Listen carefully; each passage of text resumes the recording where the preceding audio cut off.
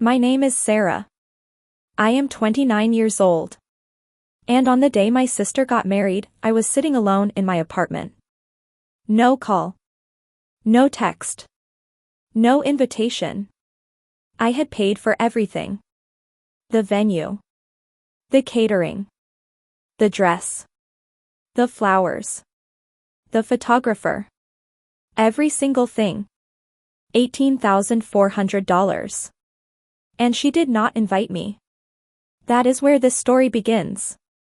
But to understand how I got there, we need to go back. Growing up, my sister Amanda was always the favorite. My mother never said it out loud. She didn't have to. It was in every glance. Every birthday. Every conversation. Amanda got the new dress. I got the hand-me-down. Amanda got the extra money. I got told to be responsible. Amanda got the praise. I got the silence. I was not bitter. I just accepted it. I focused on school.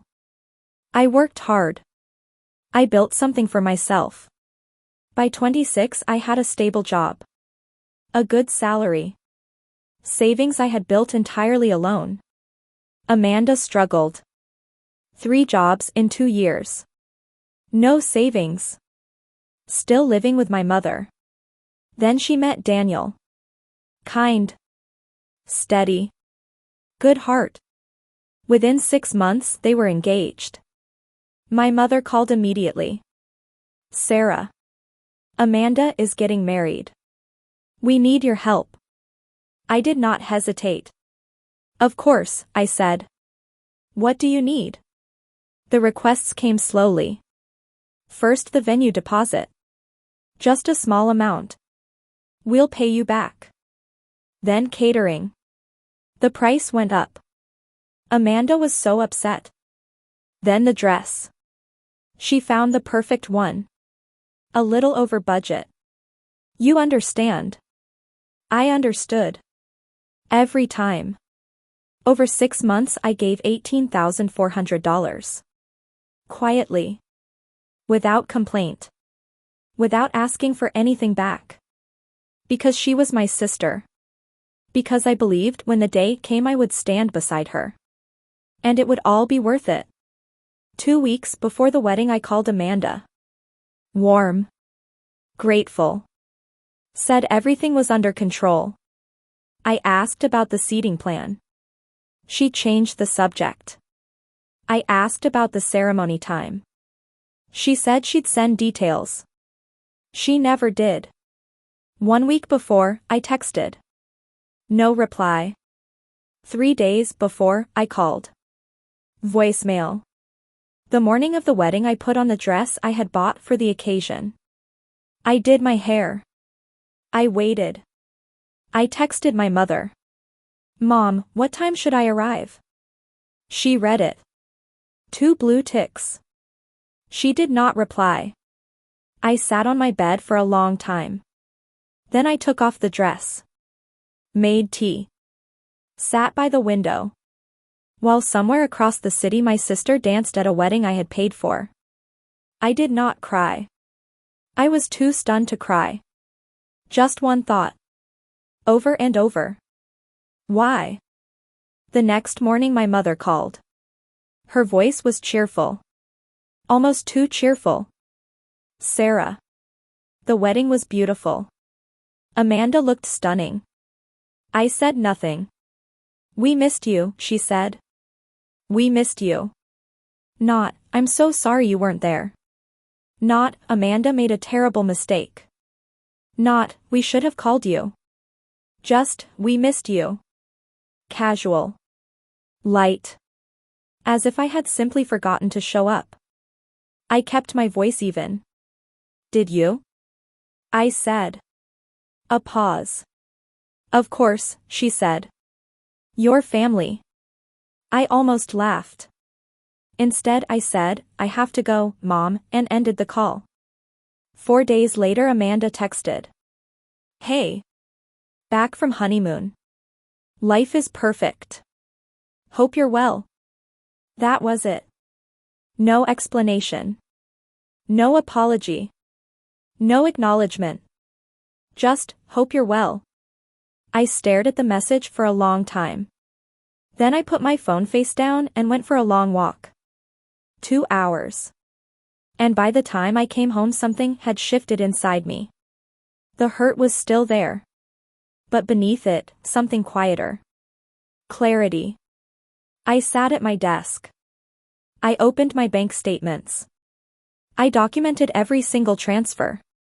$2,800 venue deposit. $5,200 catering. $3,400 photography. $1,600 flowers. $3,200 Amanda's dress. $2,200 miscellaneous. Total, $18,400. I printed it out. Put it in a folder. Said nothing to anyone. Just kept it. Quietly. Neatly. In a drawer. Then I called my aunt. My mother's older sister. Sharp. Fair. Always sees clearly. I told her everything. She was quiet for a long time. Then she said, "Sarah. I need to tell you something." At the wedding Amanda had told relatives the event was funded by Daniel's family and their own savings. My name was not mentioned once. Not once. I had paid for nearly everything. And I had been erased. My aunt's voice was careful. "I didn't know the full picture," she said. "I'm sorry." I thanked her. Kept my voice steady. After I hung up I sat in the silence of my apartment. I thought about every time I had defended Amanda. Every time I had said, "She's just going through a hard time." Every time I had given quietly without asking for recognition. And now I had been erased. Not forgotten. Erased. There is a difference. Forgotten is accidental. Erased is a choice. That night I made a decision. No confrontation. Not yet. No angry texts. No crying calls. Something harder. Silence. I stopped sending money home. No announcement. No drama. I just stopped. Every month I had quietly covered my mother's bills. Amanda's small crises. Whatever appeared. I redirected it all. Into a new savings account. I also spoke to a financial advisor for the first time. She looked at my numbers and said simply, "You have been significantly underpaying yourself." We made a plan. Within 8 months my savings grew more than the previous 3 years combined. I told no one. No posts. No hints. Just building. In silence. 6 months after the wedding Amanda called. Soft voice. Uncertain. "Sarah. Daniel's hours got cut. We're behind on rent. I need $6,000. I listened to everything. Then I said, "Amanda. Can I ask you something first?" She said yes. "At your wedding. Why wasn't I invited?" Complete silence. 5 seconds. 10 seconds.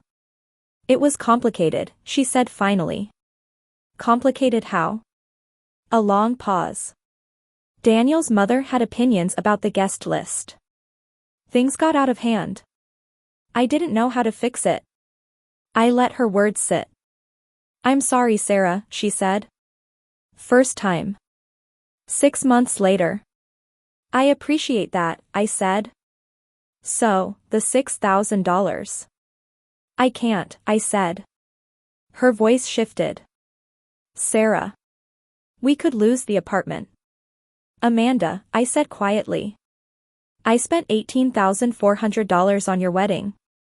I was not invited. I never received a thank you. And I am hearing sorry for the first time right now. So I'm sorry. But I can't." The line went very quiet. She told my mother. My mother called within the hour.